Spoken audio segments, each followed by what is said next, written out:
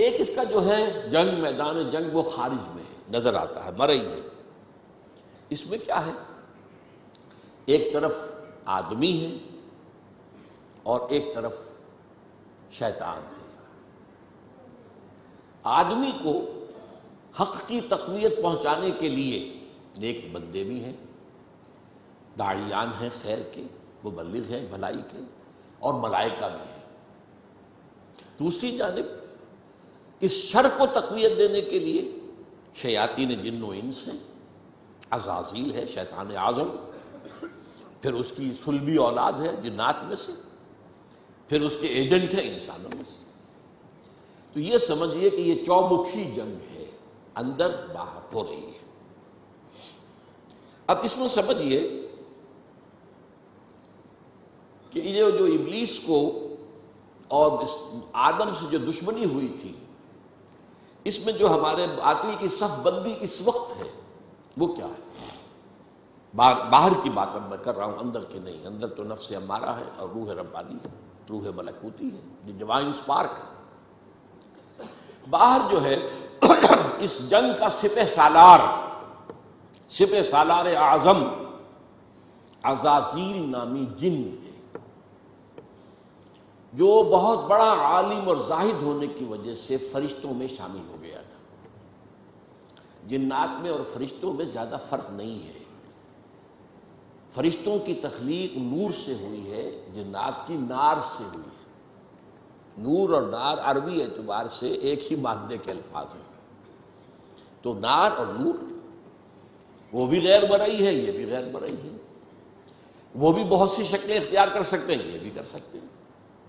وہ بھی بہت دور تک آمد و رفت ہے، ان کی بھی کافی حد تک آمد و رفت ہے دنیا میں، کائنات کے اندر۔ تو یہ بہت قریب ہے۔ تو یہ جو عزازیل تھا، جس کو کہا گیا معلم الملکوت، یہ اپنے علم اور تقویٰ اور زہد، اس کی عبادت کی وجہ سے ملائکہ کا گویا کہ استاد بن گیا تھا۔ لیکن جب اللہ تعالیٰ نے فیصلہ کیا حضرت آدم کو خلافت عرضی دینے کا، تو اس نے بغاوت کا عالم بلند کر دیا۔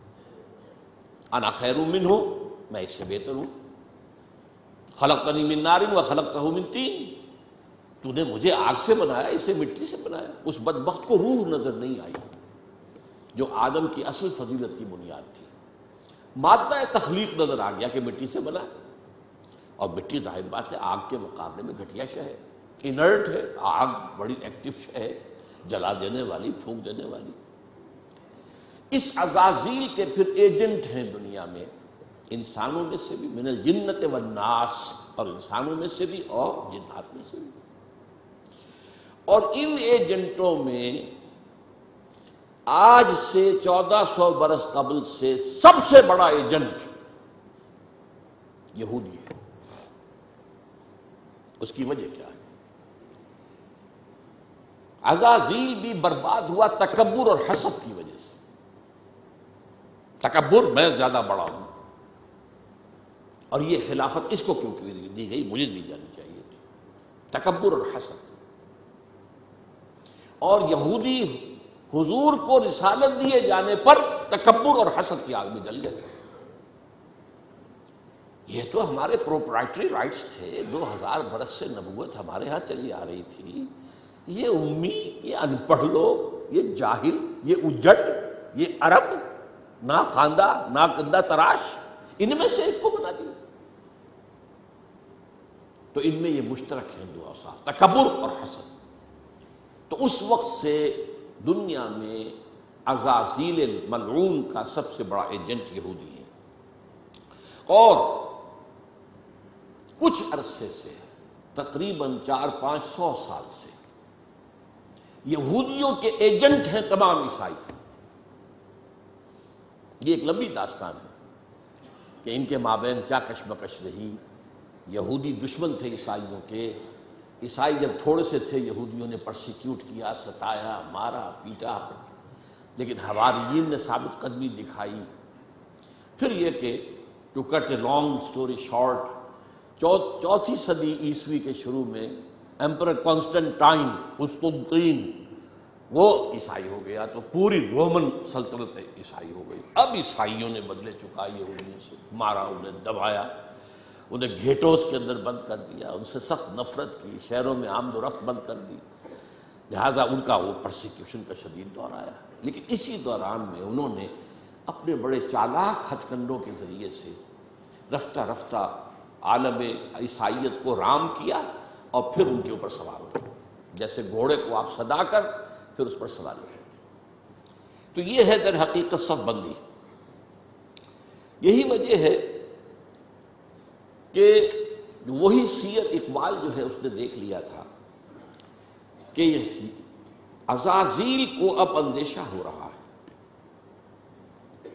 یہ جب کہا کہ دنیا کو ہے پھر مار کے روح و بدن پیش، تہذیب نے پھر اپنے درندوں کو ابھارا اور اللہ کو پامر دیے مومن پہ بھروسہ، ابلیس کو یورپ کی مشینوں کا سہارا، تو عزازیل نے جو مجلس شورا منعقد کی اقبال کے تصور کے مطابق، وہ نظم ہے جس کی میں نے ایک مرتبہ جمعے کے اندر بھی تشریح بیان کی تھی، پھر بعد میں ایک پورے اجتماع میں قرآن آڈیٹوریم میں، وہ بہت اہم ہے، ہر شخص کو سمجھنی چاہیے تشریح کے ساتھ۔ اس نے یہ کہا کہ مجھے نہ تو اشتراکیت سے کوئی اندیشہ ہے، یہ تو ہمارے اپنے بنائے ہوئے کھلونے ہیں، نہ جمہوریت سے کوئی ڈر ہے، ہم نے خود شاہی کو پہنایا ہے جمہوری لباس، نہ کہیں فاسسم سے کوئی ہمیں اندیشہ ہے، نہ کہیں آمریت سے کوئی اندیشہ ہے، نہ کہیں کوئی نیشنلزم سے اندیشہ ہے۔ یہ تو سارے جو ہیں تہذیب کے ٹولز جو ہیں جدید کے، وہ ہم نے خود بنائے ہیں۔ ہاں ہے اگر کوئی خطر مجھ کو تو اس امت سے ہے جس کی خاکستر میں ہے اب تک شرار آرزو۔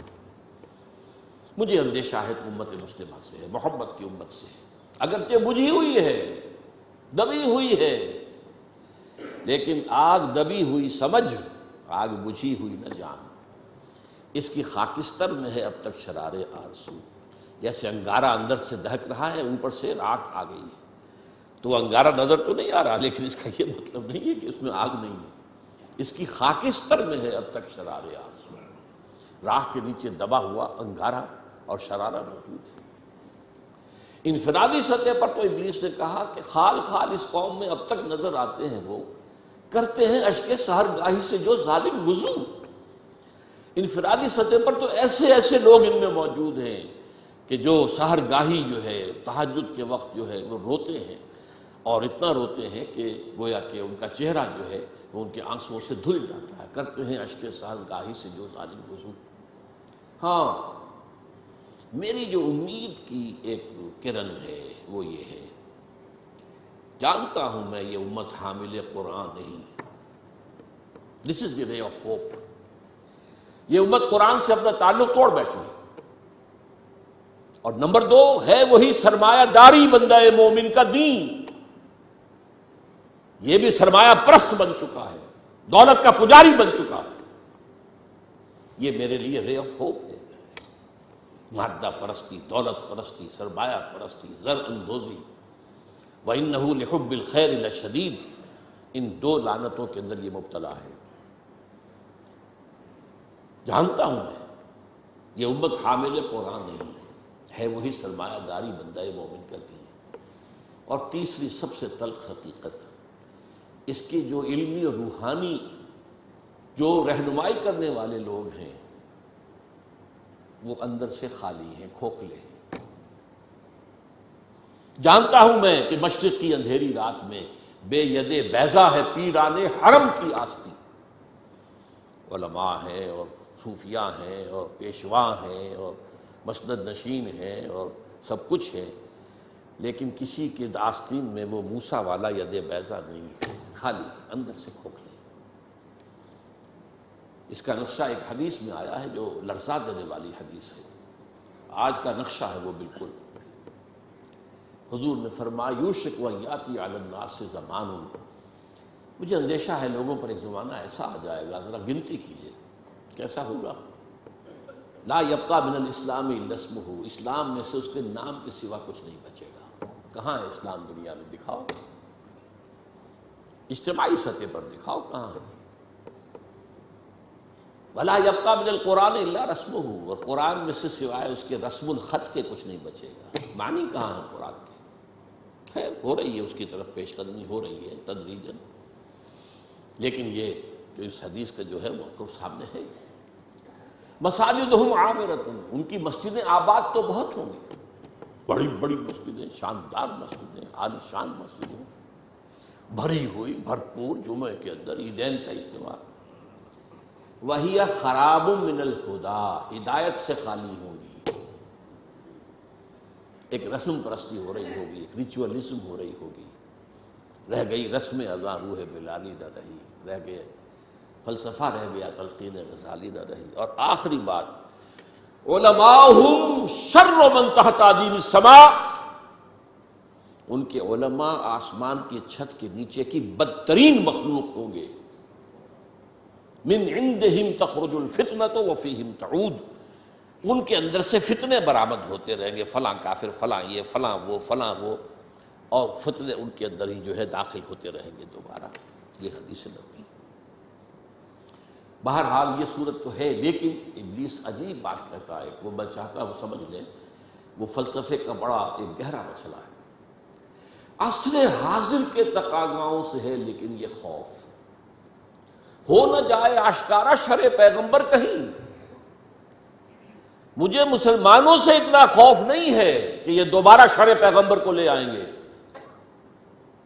عصر حاضر کے تقاضاؤں سے خوف ہے۔ یہ کیا بات کہی ہے، آپ نے کبھی سوچا بھی نہ ہوگا شاید۔ دیکھیے یہ ایک فلسفہ ہے، ہیگل کا ہے، پھر اسی پر مارکس کا فلسفہ آیا ہے، میٹیریلزم، ڈائلیکٹیکل میٹیریلزم۔ وہ فلسفہ کیا ہے؟ دنیا میں ایک سلسلہ چل رہا ہے، تصادم اور ارتقاء۔ ایک نظریہ سامنے آیا، اسے انسان نے ٹرائی کیا، اس کی خرابیاں ظاہر ہوئیں، تو اسی کی کوکھ سے اس کا ایک اینٹی تھیسس وجود میں آ گیا، اب دونوں میں ٹکراؤ ہوا، ان دونوں کے ٹکراؤ سے ایک نئی چیز، تیسری چیز ڈیولپ ہو گئی، جو پہلے سے بہرحال بہتر ہوتی ہے۔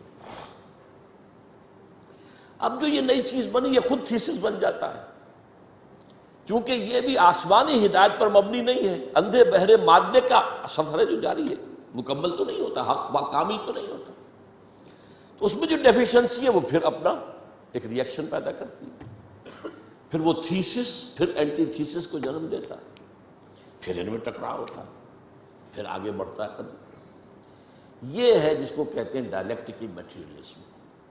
یہ تاریخ چل رہی ہے، اس اعتبار سے اس میں کوئی شک نہیں کہ جہاں ایک طرف وہ خیر و شر کا معاملہ چل رہا ہے، وہیں پر بھی اسی پروسیس کے دوران یہ جو ایک ڈائلیکٹیکل پروسیس ہے، یہ بھی آگے بڑھ رہا ہے۔ نو انسانی بحیثیت مجموعی شر سے خیر کی طرف آ رہی ہے۔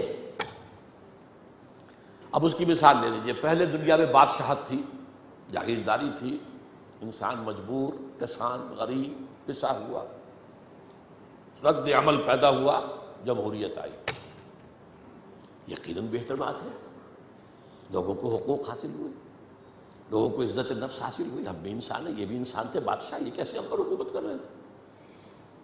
اب اس کے اندر کیپٹلزم پیدا ہو گیا، نتیجہ کیا نکلا؟ پہلے بادشاہ سر پر سوار تھا، اب سرمایہ دار سوار ہو گئے، پہلے جاگیردار سوار تھا، اب کارخانے دار سوار ہو گئے، رست از یک بند تا افتاد در بندے دیگر، آسمان سے گرے کھجور میں اٹک گئے، پھر رد عمل ہوا، پھر کمیونزم برآمد ہوا، اسی کی کوکھ سے کیپٹلزم کا رد عمل کمیونزم تھا نا۔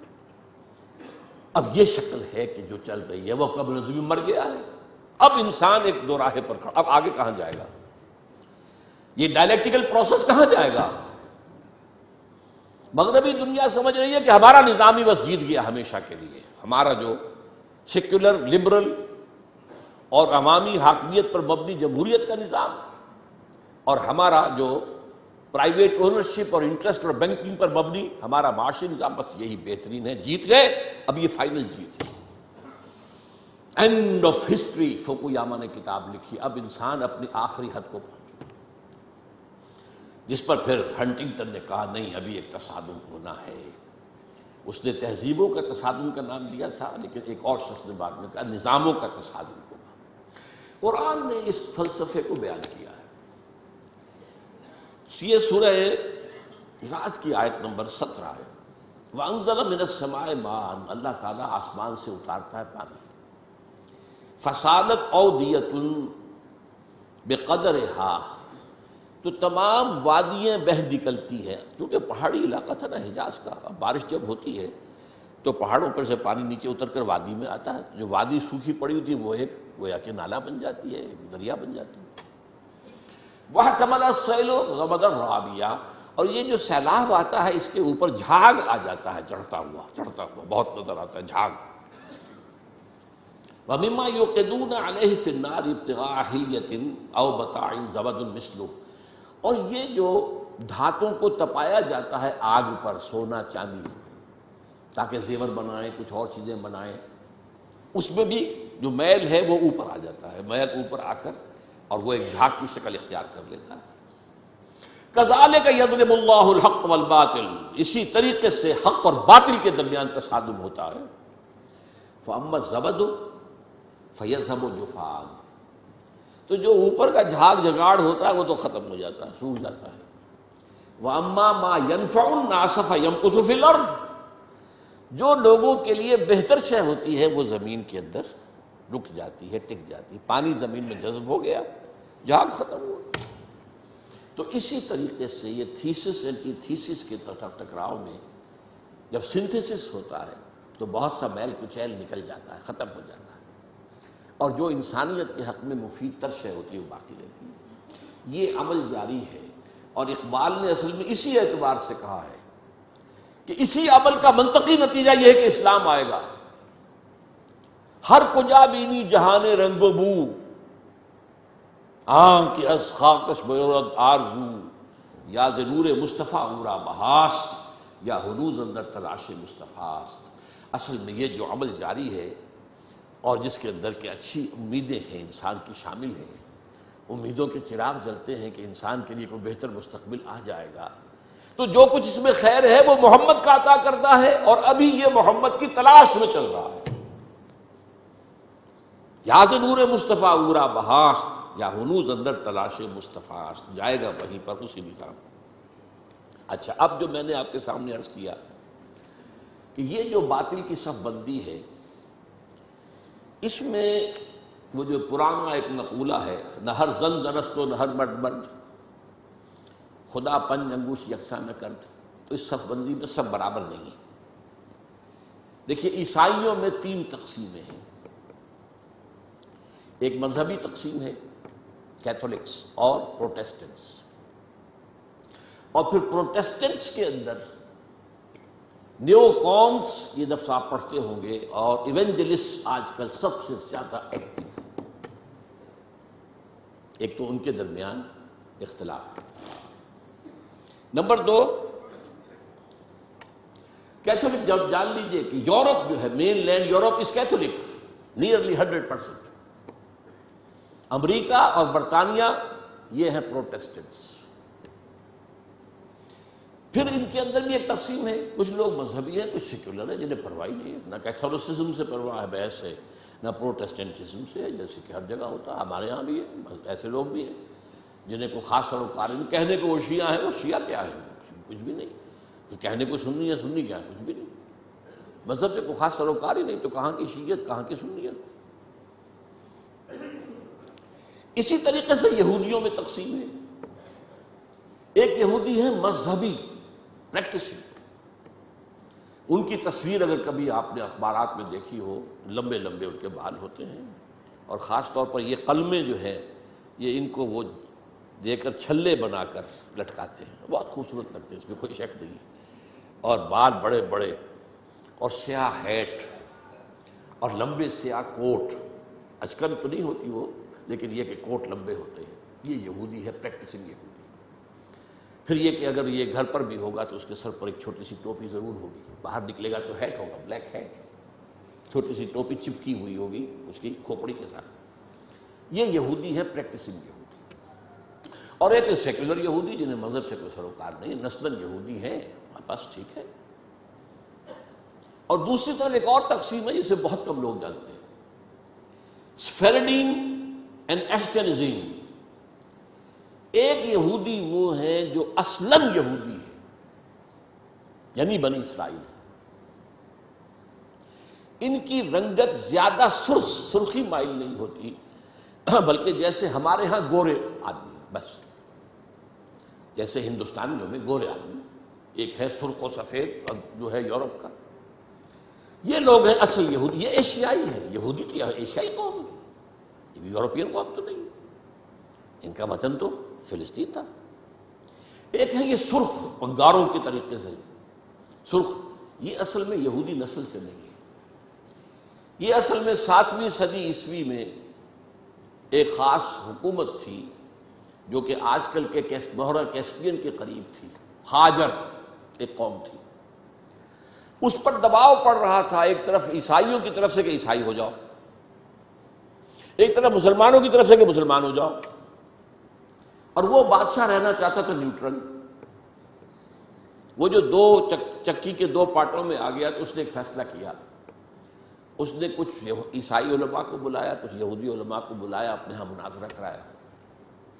اچھا، مناظرے میں بھی کوئی خاص فیصلہ کوئی بات نہیں ہو سکی، اب اس نے علیحدگی میں بلایا عیسائیوں کو، تمہارے نزدیک عیسائی بہتر ہیں یا یہودی بہتر ہیں؟ مسلمان بہتر ہیں یا یہودی بہتر ہیں؟ ان کا یہودی۔ مسلمانوں کو بلایا، تمہارے نزدیک عیسائی بہتر ہیں یا یہودی؟ اور یہودی۔ ان کا ٹھیک ہے، یہودیت میں قبول کرنا، کامن فیکٹر ہو گیا۔ عیسائیت تو بدترین شرک میں چلی گئی، خدا کا بیٹا بنا دیا، یہودیت بہرحال موحد ہے، عیسائیت میں شریعت ختم ہو چکی ہے، یہود کے ہاں تو شریعت موسیٰ باقی ہے، تو مسلمانوں کو تو یہی کہنا تھا کہ عیسائیوں کے مقابلے میں تو یہودی بہتر ہے، اور اس وقت تک ابھی ان کی وہ دشمنی اس طریقے سے سامنے آئی بھی نہیں تھی، شیطان کی ایجنٹی ابھی شروع ہوئی بھی نہیں تھی۔ تو اسی طریقے سے اب عیسائی اولڈ ٹیسٹمنٹ کو مانتے ہیں، وہ تو ساری یہودی ہے، حضور تو بعد میں آئے ہیں، قرآن مجید سے تو واقف ہی نہیں، تو انہوں نے کہا یہودی، انہوں نے کہا یہ، اس نے یہودیت اختیار کری۔ یہ قوم ہے جو اس وقت زیادہ چھائی ہوئی ہے، اور یہ بنیادی طور پر سیکولر ہے، اور اسی میں صہیونی تحریک جو ہے، صہیونی زائنسٹ موومنٹ اس کی ہے۔ They are not really بنی اسرائیل، they are not the progeny of Jacob علیہ السلام، حضرت یعقوب کی نسل سے نہیں ہے، یہ ترک نسل ہے۔ یہ یوں سمجھیے کہ یاجوج ماجوج کی جو نسلیں ہیں ان میں سے ایک نسل ہے، اور یہ جو ہے وہ جو سرخ و سفید رنگت کے لوگ ہوتے ہیں یہ ان میں سے ہیں۔ اب آئیے آگے، یہ جو گٹھ جوڑ ہے اس کے اہداف کیا ہیں؟ What do they want؟ Number 1، عالم اسلام کے وسائل پر قبضہ، خاص طور پر تیل۔ اس وقت دنیا کے اندر کرائسس آنے والا ہے تیل کے معاملے میں، شدید، اور تیل جس طریقے سے ان صنعتی ممالک کے لیے ایک ناگزیر شے بن گئی ہے، جیسے ہم ہوا کے بغیر نہیں جی سکتے، وہ تیل کے بغیر نہیں جی سکتے، تو انہیں تو چاہیے۔ عراق کا جو قبضہ ہے تیل کا پیش نظر تھا، اور افغانستان میں بھی ان کے پیش نظر یہ تھا کہ افغانستان کے راستے سے سینٹرل ایشیا کے جو تیل اور گیس کے ذخائر ہیں ان کو کھینچا جائے۔ تو پہلی بات تو ہے یہ وسائل، عالم اسلام کے وسائل پر قبضہ۔ نمبر 2، عالمی مالیاتی استعمار، پوری دنیا میں ایک امپیریلزم، نیا امپیریلزم، لیکن وہ امپیریلزم جو ہے کولونائزیشن کی شکل میں نہیں، اس شکل میں نہیں کہ انگریز آیا اور ہندوستان کو اس نے غلام بنا لیا، اور کوئی گیا اور کسی نے لیبیا کو غلام بنا لیا، کسی نے موراکو کو غلام بنا لیا، کسی نے انڈونیشیا کو، نہیں، غلام بنانے کی ضرورت ہی نہیں ہمیں۔ آپ غلام بنائیں گے وہ آپ کو ماریں گے، آپ ان کو ماریں گے، فائدہ کیا ہے؟ ایسا مالیاتی نظام بناؤ کہ یہ سب بن جائیں حیوان بن کر کام کریں، مشقت کریں، اس مشقت سے جو حاصل ہو اس کو ہم اپنے بینکنگ کے نظام کے ذریعے سے اس کی کریم کھینچ لیں، تلچھٹ چھوڑ دیں، جاؤ۔ آخر انہیں بھی تو سسٹین تو کرنا ہے نا، وہ ختم ہو جائیں گے تو پھر آگے محنت کون کرے گا؟ تاگے والا جو ہے شام کو گھوڑے کو چارہ نہیں ڈالے گا، اگر کوئی چنا ونا نہیں، دال وال نہیں دے گا تو اگلے کیسے جوتے گا؟ لہذا وہ ان کو چھوڑ دو، کریم کھینچ دو۔ تو تمہیں آم کھانے سے غرض ہے کہ پیڑ گننے سے؟ یہ ہے عالمی مالیاتی استعمار۔ اس کا بھی سربراہ امام امریکہ ہے، اور اس سے بھی اوپر ٹاپ پر اصل میں یہودی ہے، یہودی بینکرز، بینکوں کا نظام انہوں نے ایجاد کیا۔ یہ اس پروسیس کا حصہ ہے جو میں نے کہا تھا، انہوں نے جو ریگین کی اپنی پوزیشن عیسائیوں کے مقابلے میں۔ تو بینکنگ کا نظام، این بنوک، این فکر چالاک یہود، نور حق السینہ آدم ربود، اس بینکوں کے نظام نے انسان کے اندر سے جو نور حق ہے، وہ جو روح ربانی ہے، اسے کھینچ لیا، سب کر لیا۔ تا تہو بالا نہ گرد دی نظام، دانش و تہذیب و دی سودائے خام۔ جب تک یہ نظام تہو بالا نہیں ہوگا، کہاں کی دانش، کہاں کی تہذیب، کہاں کا مذہب، کہاں کا دین، یہ سب نام ہیں میرے۔ قل ہی الا اسماء ان ہی الا اسماء سمیتموہا۔ تو دوسری بات یہ ہوگی۔ تیسری بات ہے، وہ اپنی تہذیب کا تحفظ چاہتے ہیں، اپنی تہذیب اور تمدن دونوں کا۔ یہ جو اقبال نے لفظ استعمال کیا ہے تہذیب نے، پھر اپنے درندوں کو، میں حیران ہوتا ہوں اس شخص کے بارے میں، وہ الفاظ جو آج بش کہہ رہا، اور سویلائزیشن، ہمیں خطرہ ہے، ہماری تہذیب کو خطرہ ہے، یہ سارے کے سارے تل گئے ہماری تہذیب کو ختم کرنے پر۔ اور بیل ہی یہی الفاظ استعمال کیے تھے اپنے وقت کے فرعون اعظم نے، مصر کا فرعون، ان ھذان لساحران یریدان ان یخرجاکم من ارضکم بسحرہما ویذھبا بطریقتکم المثلی۔ یہ جو موسیٰ اور ہارون آ گئے نا، یہ دو جادوگر ہیں، یہ چاہتے ہیں اپنے جادو کے بل پر تمہیں اپنے ملک سے بے دخل کر دیں اور تمہاری مثالی تہذیب کو ختم کر دیں۔ فَيَذْهَبَا بِطَرِيقَتِكُمُ الْمُثْلَىٰ۔ آج در حقیقت وہ چاہتے ہیں کہ اپنی اس تہذیب اور تمدن کا اور اپنے نظام کا، خاص طور پر مالیاتی نظام، وہ سارا معاملہ جو مالیاتی استحصال کا ہے وہ تو اسی پر تو مبنی ہے، مالیاتی نظام ختم تو ختم۔ اور وہ اسی لیے عالم اسلام پر اس نظام کو، تہذیب جمع تمدن، اس کو ٹھونسنا چاہتے ہیں بزور طاقت۔ اس کے لیے ڈالر بھی خرچ کر رہے ہیں، ارب ہا ارب، کھرب ہا کھرب۔ اس کے لیے این جی اوز کی فوجوں کی فوجیں ہیں جو بنا دی گئی ہیں۔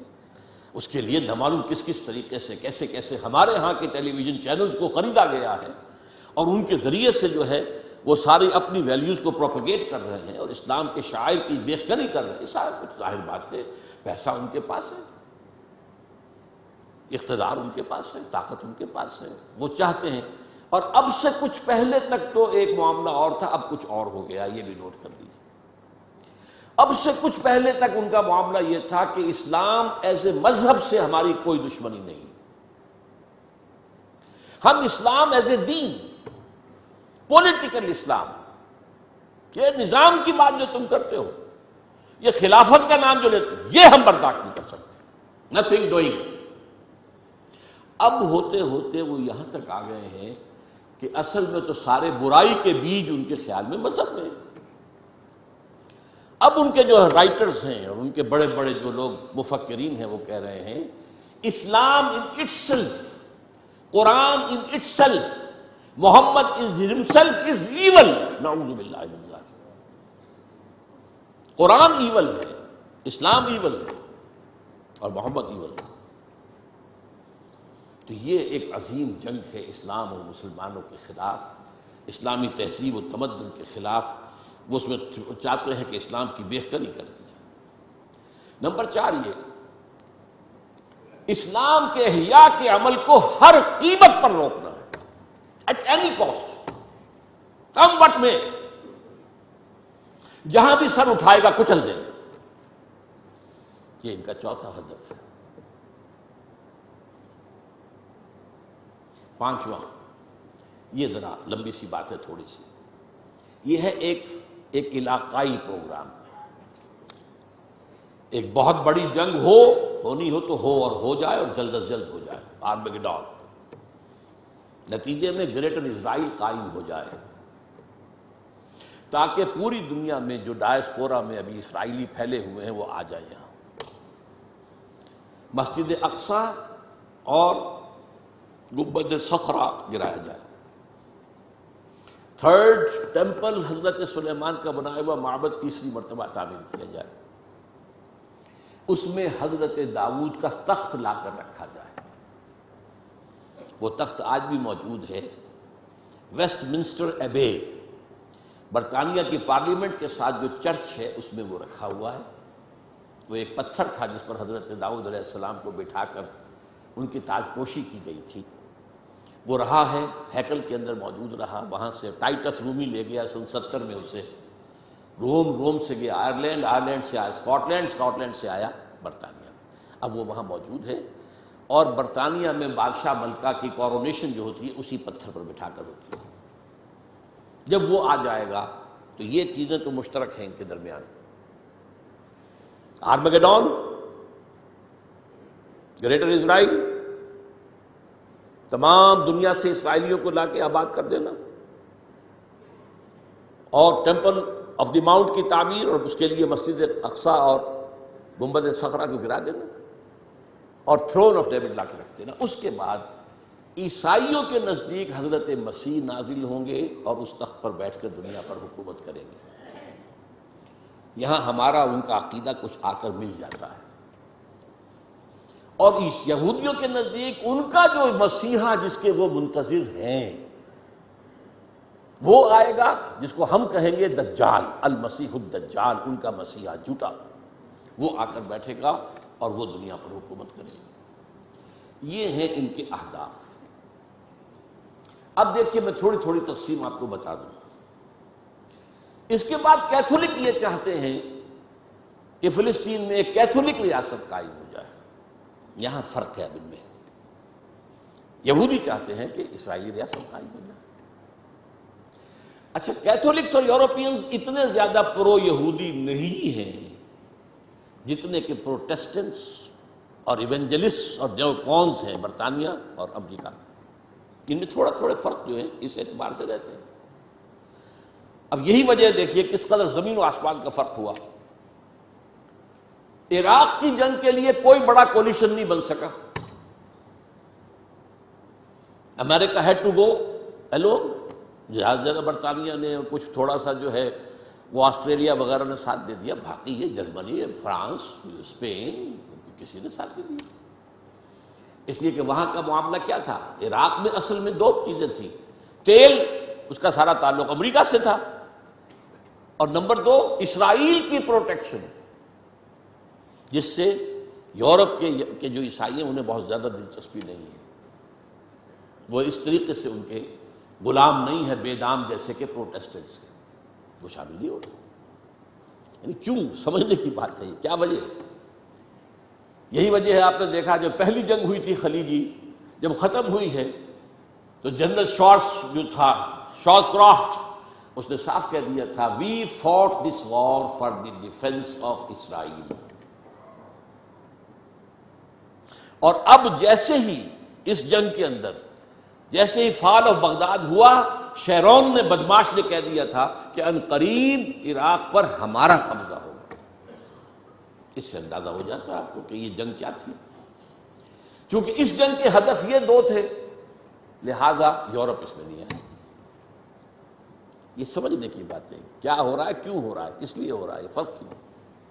افغانستان کا معاملہ اس کے برعکس ہے، وہاں اسلام نے سر ابھارا تھا، اسے کرش کرنا یہ سب کے نزدیک متفق علیہ ہے۔ تاریخ انسانی کی عظیم ترین کولیشن بن گئی، عظیم ترین۔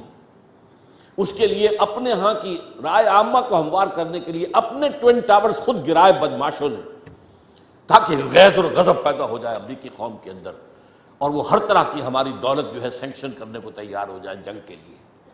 ڈیزی کٹرز آ گئے، سب کچھ آ گئے، اور وہاں آ کر پنجے گاڑ دیے گئے، اور وہاں آپ کو معلوم ہے نیٹو کی فوجیں بیٹھی ہوئی ہے، امریکہ کم ہے، نیٹو زیادہ ہے۔ اس لیے کہ میں یہ سمجھتا ہوں کہ ان کے علم میں احادیث نبویہ ہیں، یہ جاہل نہیں ہیں۔ ایک حدیث یہ ہے کہ جب آخری مقابلہ ہوگا، حضرت عیسیٰ اور ان کے ساتھ اہل ایمان شامل ہوں گے اور یہودیوں کے مابین، تو کوئی درخت، کوئی پتھر یہودی کو پناہ نہیں دے گا، بلکہ کہے گا اے مسلمان، اے بھائی، یہ یہودی میرے پیچھے چھپا ہوا ہے، اس کو آ کے قتل کر دو، سوائے غرقد کے ایک درخت ہے وہ یہودیوں کا ہمدرد ہے، اور اب غرقد ہی سب سے بڑے پیمانے پر اسرائیل میں کاشت کیا گیا ہے۔ نمبر دو، یہ حدیث ہے کہ خراسان کے علاقے سے فوجیں آئیں گی جو دجال کا مقابلہ کریں گی حضرت مسیح علیہ السلام کے ساتھ ہو کر، اور وہ سیاہ جھنڈے لے کر آئیں گی اور ان کا رخ کوئی موڑ نہیں سکے گا، لہذا یہ خراسان، یہ وہ سمجھتے ہیں کہ یہیں سے سارا اندیشہ جو ہے اسلام کے احیاء کا وہ موجود ہے۔ اس اعتبار سے افغانستان میں ان کی جنگ کا ہدف کچھ اور ہے، عراق میں ان کی جنگ کا ہدف کچھ اور ہے، ان کے مابین اتفاق بھی ہے، اختلاف بھی ہے، تھوڑا تھوڑا درمیان کے اندر پالیسیز کا اختلاف بھی ہے، لیکن بحیثیت مجموعی جو ہے ان کے اندر اتفاق رائے موجود ہے، اور یہ ہے بٹوین دی لائنز آپ کی ایک سٹڈی۔